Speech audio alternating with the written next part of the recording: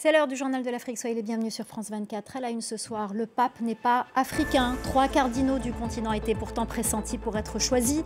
Mais finalement, ça sera un Américain, le cardinal Robert Francis Prévost, désormais Léon XIV. Quelles sont les réactions sur le continent? Les détails dans un instant. L'autre actualité de ce jeudi, c'est la libération, le 8 mai 45, une date qui a également marqué le continent africain. Ils étaient des milliers de tirailleurs de toute l'Afrique de l'Ouest et d'Afrique du Nord à se battre contre les nazis. Un combat souvent oublié. Nous en parlerons avec Karfa Diallo, président de l'association Mémoire et Partage. Il est avec nous ce soir. La fumée blanche est apparue place Saint-Pierre. Les fidèles catholiques ont un nouveau pape et il n'est pas africain. Depuis la mort du pape François, 3 cardinaux africains étaient Papa Billy, le Guinéen Robert Sarah, le Congolais Fridolin Mbongo et le Ghanéen Peter Turkson. Aucun des 3 n'a finalement été choisi. On retrouve tout de suite notre correspondante régionale Sarah Sako. Sarah, bonsoir. Des déceptions alors que certains espéraient un premier pape africain. Bonsoir Myriam. Alors déception, c'est peut-être trop dire, puisque ici, en tout cas, les fidèles avec qui nous en avions discuté disaient ne pas vraiment y croire. Beaucoup estiment que l'Église est une institution encore très conservatrice, que l'Occident n'était pas prêt et qu'il était finalement très peu probable qu'il y ait un premier pape noir cette année. Alors donc, on ne peut pas vraiment parler de déception. En tout cas, ce que je peux vous dire, c'est que, et vous les avez mentionnés, hein, c'est vrai que les noms des 3 cardinaux africains étaient beaucoup revenus ces derniers temps. On a beaucoup parlé, le Ghanéen, donc le Congolais et puis le Guinéen Robert Sarah, âgé mais donc réputé très proche du pape François.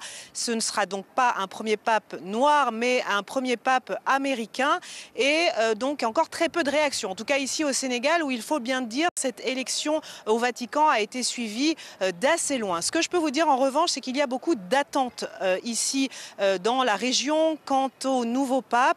Ce que les gens avaient apprécié, et ils nous en avaient beaucoup parlé à la mort du pape François, c'était le côté proche du peuple, proche des exclus. On s'en souvient, le défunt pape avait élevé le ton pour défendre les migrants irréguliers, les victimes de conflits et avait même donc dénoncé l'exploitation de l'Afrique. C'est un peu cette voie que les fidèles aimeraient que le nouveau pape suive, qu'il représente les exclus, qu'il soit proche du peuple et qu'il y ait donc également qu'il soit très social. Il faut le rappeler, 20% des catholiques vivent sur le continent et c'est là où l'Église progresse le plus, où il y a de plus en plus de fidèles avec une population, on le sait, très jeune. Et d'ailleurs, donc les gens nous le disaient, hein, peu importe finalement l'origine du pape, même si c'est vrai que cela aurait fait plaisir à beaucoup de gens que le nouveau pape soit noir, mais il disait peu importe l'origine, ce qui compte c'est qu'il se tienne aux côtés de ceux qui souffrent, qu'il soit rassembleur en ces temps où les clivages et les tensions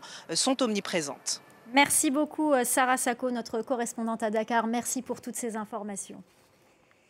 L'autre actualité de ce jeudi, c'est la France qui commémore le 80e anniversaire de la fin de la Seconde Guerre mondiale en Europe. Ce jour-là, le 8 mai 1945, l'Allemagne nazie capitule devant les Alliés. Cette capitulation n'aurait pas pu avoir lieu sans les fameux tirailleurs d'Afrique du Nord et d'Afrique de l'Ouest.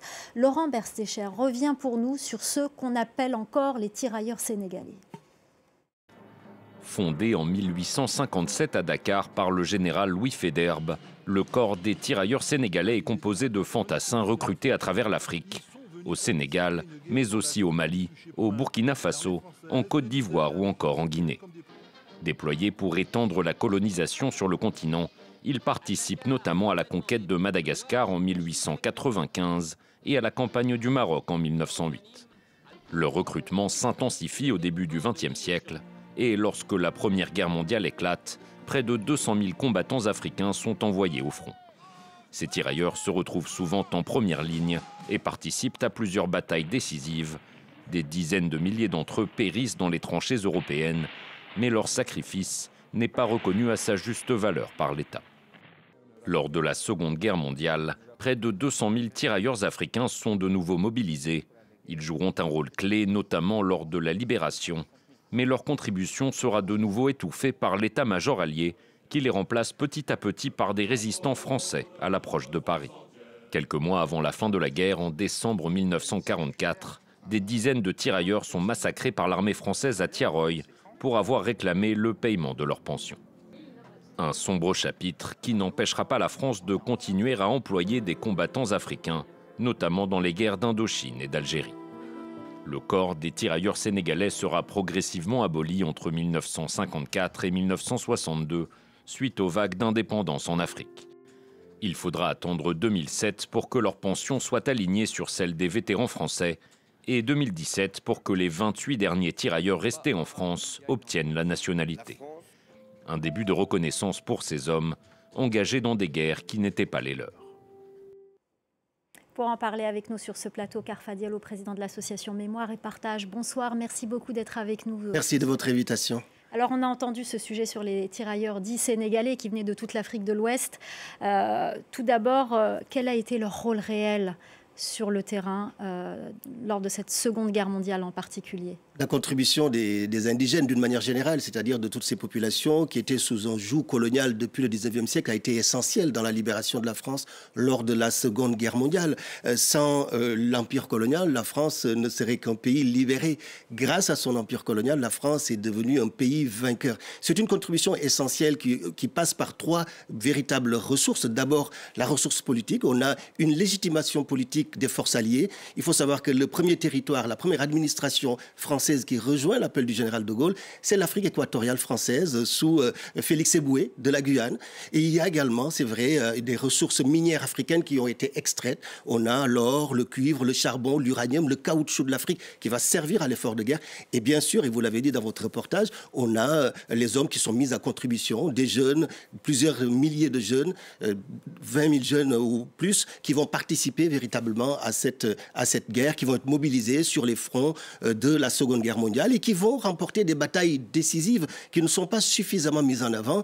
Il y a la bataille de Monte Cassino en Italie en mai 1944 et puis il y a le débarquement de la Provence qui va parachever finalement la libération de la France. Mais ce sont des épisodes malheureusement qui ne sont pas suffisamment mis en évidence par les commémorations que nous vivons aujourd'hui. Et j'ajoute juste que la première ville de la France libre, c'est Brazzaville. Juste pour info, on le sait peu, mais il faut le dire, c'est Brazzaville et ensuite Alger avec le débarquement d'Afrique du Nord au Maroc et en Algérie, qui a permis justement la reconstitution de cette armée d'Afrique avec des tirailleurs algériens, des goumiers marocains et ensuite des tirailleurs tunisiens après la prise de Tunis, qui va aboutir à ce débarquement de Provence, etc. Karfa Diallo, pourquoi sont-ils tombés dans l'oubli? Je me souviens d'une phrase que j'ai vue il n'y a pas longtemps dans le film Frantz Fanon, oui. Frantz Fanon qui lui aussi a participé à cette guerre, qui était combattant, qui disait « on m'a demandé de retirer mon uniforme pour le donner à un résistant blanc ».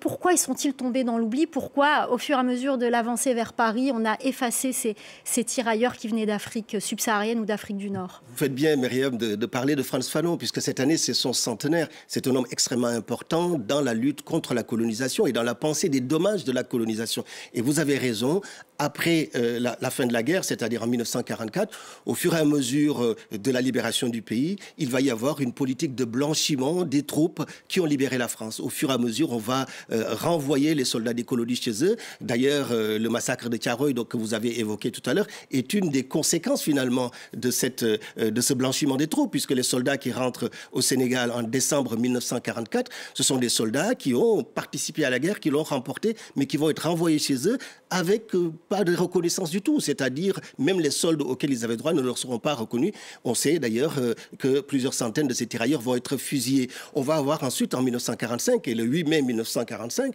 on va avoir un événement terrible qui va se passer en Algérie. Les massacres de Sétif, de Guelma, de Kheralta, qui sont extrêmement importants parce que ce qui est essentiel aujourd'hui de comprendre, c'est que cette pensée-là, cette culture de la domination et de la colonisation n'a pas totalement disparu. On a pensé que les décolonisations du début des années 60 allaient permettre véritablement de sortir de l'histoire coloniale. On voit aujourd'hui un retour du refoulé, un ressurgissement, puisque ces populations et ces soldats qui sont battus pour la liberté de la France ont été totalement mis à l'écart. Et c'est important de parler de ça aujourd'hui parce que ça nous permet de comprendre notre société française d'aujourd'hui, mais aussi dans ses relations avec l'Afrique, avec l'Algérie notamment. Alors pourquoi, côté africain, des pays qui ont finalement accédé à leur indépendance, on n'a pas rendu hommage, on n'a pas plus parlé de la mémoire de ces tirailleurs, à votre avis? Alors, ce sont des contradictions extrêmement importantes dans lesquelles les pays africains peuvent se trouver. Ce qu'il faut noter aujourd'hui, c'est que de plus en plus, il y a une reprise en main de cette histoire coloniale, de cette histoire des tirailleurs. On voit qu'aujourd'hui même en Algérie, il y a des commémorations extrêmement importantes. Il y a des députés français qui se rendent là-bas. Il y a une proposition d'une résolution parlementaire qui puisse qualifier de massacre ce qui s'est passé à Sétif, à Guelma et à Kharata. On voit aussi, par exemple, que le souverainisme africain aujourd'hui, incarné notamment par le Sénégal, a permis que le massacre de Thiaroye ait été commémoré à sa juste valeur par l'État sénégalais le 1er décembre 1944. Le 1er décembre 2024, c'était la première fois que le Sénégal commémorait d'une façon aussi éclatante ce souvenir. Donc oui, il y a eu des contradictions dans le passé sur la façon dont cette histoire devait être gérée. Aujourd'hui, on se rend bien compte que c'est un enjeu mémoriel essentiel, important, qui permet de redéfinir des rapports de coopération entre la France et les pays anciennement colonisés, des rapports de paix, des rapports de dialogue, mais qui se font dans le respect de cette mémoire-là, parce qu'on ne peut rien bâtir finalement sur de la dissimulation, sur de l'oubli, voire même sur le déni. Il nous faut aujourd'hui, à minima, nous saisir de ces questions-là et en faire un enjeu de réparation. Ça semble essentiel, cette reconnaissance de ce qui a été bousculé dans cette histoire-là. Non seulement c'est une façon de rendre hommage aux victimes de cette histoire-là, mais aussi, et c'est essentiel, c'est une forme de justice symbolique finalement, c'est-à-dire que ça permet au moins de pouvoir attester qu'un massacre a été commis, que des massacres ont été commis, et puis ça permet aussi aux descendants, aux héritiers que nous sommes, de pouvoir savoir que les souffrances dont nous avons été victimes, les souffrances personnelles, intimes, familiales, deviennent des souffrances collectives, c'est-à-dire que nous en faisons une matière que nous enseignons, c'est-à-dire transmise aujourd'hui dans les manuels scolaires, transmise également dans l'enseignement, mais aussi dans l'espace public avec des commémorations, des plaques commémoratives, des stèles. Donc ça me semble essentiel et c'est l'enjeu sur lequel je crois les pays africains de plus en plus se lancent et que la France devrait faire aujourd'hui. Je crois que le président français était attendu aujourd'hui, 8 mai 1945, pour faire un discours équilibré, reconnaissant effectivement que le 8 mai 1945 a été un grand moment où la paix a été rétablie, a été préservé, mais aussi qu'à partir de 1945, un cycle de massacres vont se dérouler en Afrique. Il faut savoir qu'entre le 8 mai 1945 et le début des indépendances, c'est-à-dire 1960, presque 1 million d'indigènes vont être massacrés dans des répressions coloniales terribles, donc en Algérie, au Sénégal, mais aussi au Cameroun, à Madagascar. Donc ça, c'est vraiment essentiel de le dire. Et il me semble que l'enjeu aujourd'hui, c'est celui-là, c'est de rétablir des rapports d'égalité, d'être fidèle à la mission et à la promesse républicaine. Merci beaucoup Karfa Diallo. Et juste pour information, nous avions dû bouleverser un peu notre émission à raison de l'élection du pape, mais il y a une interview de Benjamin Stora concernant le 8 mai 45, massacre de Sétif, Guelma et Kharata, que vous pourrez retrouver sur notre site internet, sur notre chaîne WhatsApp et également sur les réseaux sociaux. Merci de nous avoir suivis. C'est la fin du Journal de l'Afrique. Restez avec nous, l'info continue sur France 24.